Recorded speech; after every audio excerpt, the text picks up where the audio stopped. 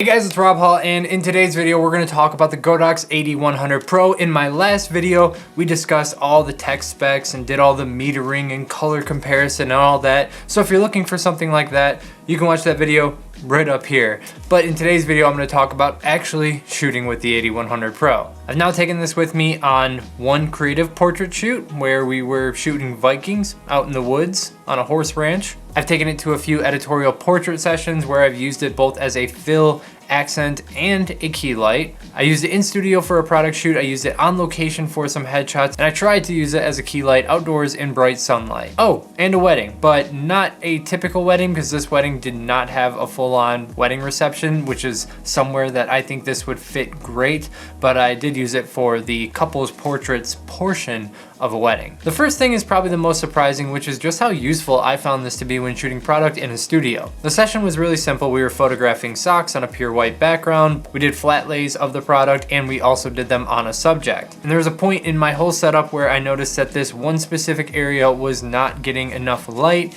and so I ended up booming this overhead to throw some light in that spot, and I could actually use the zoom feature so that this wasn't spilling all over and causing me new lighting issues. And it was that action of booming it that made me like, wow, this is awesome to have in a studio because it's just so tiny. You can actually mount this on a C-stand. C-stands are far from the best type of light stand to actually boom a light out on. But because this thing is so small that when using it unmodified and using the native adapter to attach to a stand, it's no problem to attach this to a C-stand. And because it's only 1 pound, it just requires virtually no counterweight to support it. Another surprise was when I used this on a portrait session at a horse farm when we were out shooting. I primarily used this as an accent light, and there was a point in the day where I wanted to take this and put it up in a tree, and it was actually a little bit challenging to find a way for me to put this in a tree without it rolling out. If that were an AD200, it simply would have laid flat right in that spot, no problem. But because this was round, it was a little bit more challenging to just set somewhere. At the Viking shoot, I found that the AD100 Pro was pretty much exactly how I described it being useful in my previous video in the review, which is as an accent light, as a kicker light, and it complemented the AD300 Pro really well. In these photos, I used the AD300 Pro as a key light inside my trusty ADS85 softbox, and then I used the 100 Pro either unmodified or sometimes with a grid as a rim light to complement the AD300 Pro. And as a rim light, because you're using it direct, you're not bouncing all that light around in a softbox, it is actually quite usable in broad daylight. Now, this wasn't a super sunny day, this was an overcast day, and we were shooting into trees a lot, but I was at a very low output when doing this. My AD100 Pro was probably around 1/32 to 1/64 power in order to make these shots. So there's still a lot of room where this could be useful as a hair light, even in some pretty bright conditions outdoors. Now I'd like to contrast that with when I tried to use it as a key light in a bright blue sunny day.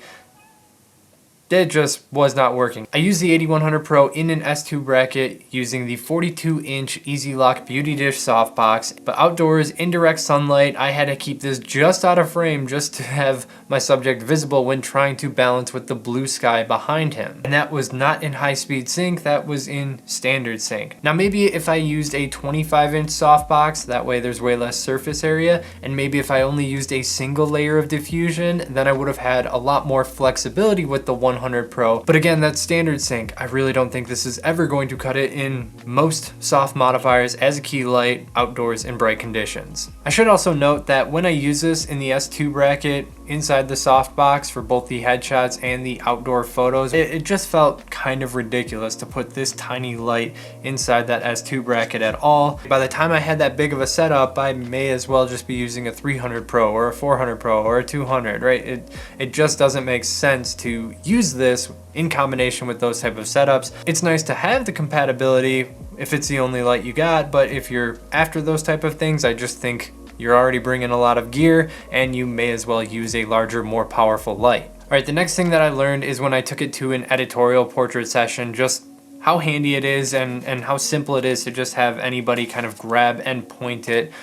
You could kind of say the same thing with an AD200, but I believe once you step beyond that and you start getting into the bigger strobes, they become a little bit unwieldy for the uninitiated to handle. And something like this, I mean, it's the size of a pop can, so you can tell anybody to hold this and tell them where to point it. And I did just that on an editorial session, as well as got some experience hand holding it myself when I used it as a fill flash. And basically I used it just like you would a speedlight. I held it directly over where my trigger was and popped a little bit of fill flash in, and that really helped the image out. So it is handy. Yes, a speedlight would be better in that scenario, but it's just nice to know that it's very comfortable to use in that fashion. And I've seen a lot of comments about people kind of hand holding it with some type of modifier or handing it off to somebody else to handhold. It seems that a lot of people like the idea of doing that. It's not something that I do too often, but really comfortable and convenient with this light. Now also at that same session, I used this as a key light by bouncing it directly off of a white wall. There's this beautiful table that we wanted to shoot at, but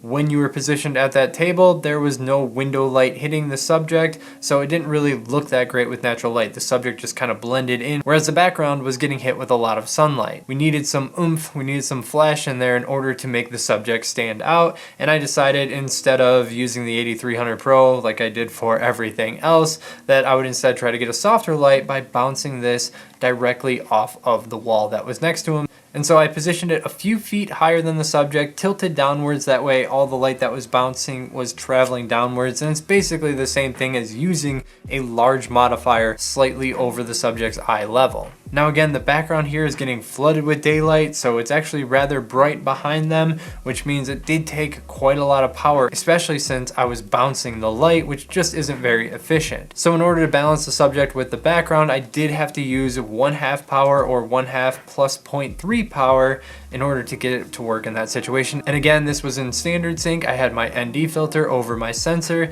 That way I could stay in standard sync, because this probably wouldn't have worked if I tried to do that in high-speed sync. Now, when I shot with it at a wedding, I can't really say that I learned much about it because I had already done all these other sessions. I simply used this in a large reflective umbrella for a few portrait shots inside the church. Now let's talk about any problems, or I don't even want to say problems, I'd just say weirdness that I encountered. There's two things. The first is the zoom. The zoom on this, there are a few intervals. There's 28 millimeters, 35 millimeters, 50, 70, and 85. But the triggers that allow you to control zoom are designed with the speedlight intervals in mind. So all this means is that if your trigger is at 24, then this is still going to be at 28, but also it just doesn't quite match up when you go from 70 to 80. The light's not going to do anything. Is this a deal breaker? Not at all. Just keep in mind you have to go to 105 millimeters if you want to hit the max zoom of 85 millimeters on the 100 Pro. Next up, slightly bigger deal would be that this 100 Pro is supposed to be backwards compatible with the V1 battery. Now I showed you guys in the last video that this does in fact work with the V1 battery. This is a V1 battery, a VB26, and if I put it in here, if I put it in the right way, it functions, it flashes, and it has the same performance that you would get out of the 100 Pro battery that comes with it. However, there is a slight tolerance difference in that this battery goes in a little bit more, and this is almost identical to how the 300 Pro's battery is, in that it is just a tiny bit bigger. So when you take a 200 Pro battery, put it in the 300 Pro battery, there's just a little bit of a gap here. Now the issue isn't performance or putting it in or anything. The issue is, this is how a 100 Pro battery comes out. See how it ejects it when you hit the switch on the side? And this is how the V1 battery comes out. It doesn't. It does not eject out in the same way. In fact, I have to hold it down and give it just a very gentle tap, and then it slides right out. Now this tolerance difference, it's not a big deal if the V1's battery is a little bit short in the 100 Pro, but if you take that 100 Pro battery and put it in the V1, this is a little odd. Again, performance-wise, everything works as expected, but I do wish that these tolerances were just a little bit tighter so that you didn't have these aesthetic issues of like sticking out, or functional issues such as not being ejected properly out of the battery when you go backwards compatible. Backwards compatible should mean 100% backwards compatible, not backwards compatible with an asterisk. Alright, so there's all my added insight on the 100 Pro. Hope this video helped you out. Leave a like if it did, subscribe if you want to see more of my videos, and until next time, keep on shooting.